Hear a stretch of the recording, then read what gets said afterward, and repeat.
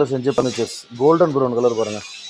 நிலம்பூர் தேக்குக்கு இருக்கிற ஒரே ஸ்பெஷாலிட்டி என்னென்னா golden brown colour. Oil content ரொம்ப அதிகம், ரொம்ப ஸ்ட்ராங்காக இருக்கும். உங்களுக்கு ஹார்ட்னஸ் ரொம்ப கூட இந்த தேக்குக்கு.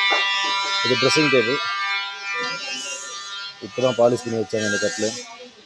இந்த இடத்துல லைட்டிங் சரியாக இல்லை, ஸோ கரெக்டாக தெரிய மாட்டேங்குது பாருங்கள். கிரைன்ஸ் எல்லாம் சூப்பராக இருக்குங்க.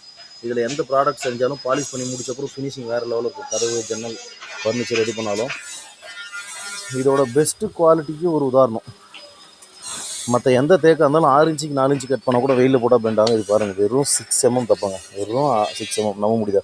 இவ்வளோ சின்னதாக கட் பண்ணி வச்சாலும் வெயிலில் காய வச்சு தான் செய்கிறாங்க. காய வைக்காமல் செய்கிறதில்ல. பெண்ட் ஆகலை பாருங்கள். அப்படியே ஸ்ட்ரைட்டாக இருக்குங்களா கீழே மேலே வரைக்கும். சுத்தமாக பெண்ட் ஆகாது. 6 mm, 8 mm, 10 mm எல்லாமே கட் பண்ணுறாங்க பாருங்கள். 1 இன்ச்சு ஃபர்னிச்சர் வந்து சின்ன சின்ன பீஸாக கட் பண்ணி பண்ணுறாங்க. எதுவுமே பெண்ட் ஆகிறதில்ல. நிலம்பூர் தேக்கில் 2 வெரைட்டி இருக்குது. ஒன்று வந்து ஃபாரஸ்ட் தேக்கு, கவர்மெண்ட் தேக்கு. ஒன்று ரிஜிஸ்டர்ட் லேண்டில் வெட்டுற தேக்கு. நம்மக்கிட்ட ரிஜிஸ்டர்ட் லேண்டில் வெட்டுற நிலம்பூர் தேக்கு எப்பவுமே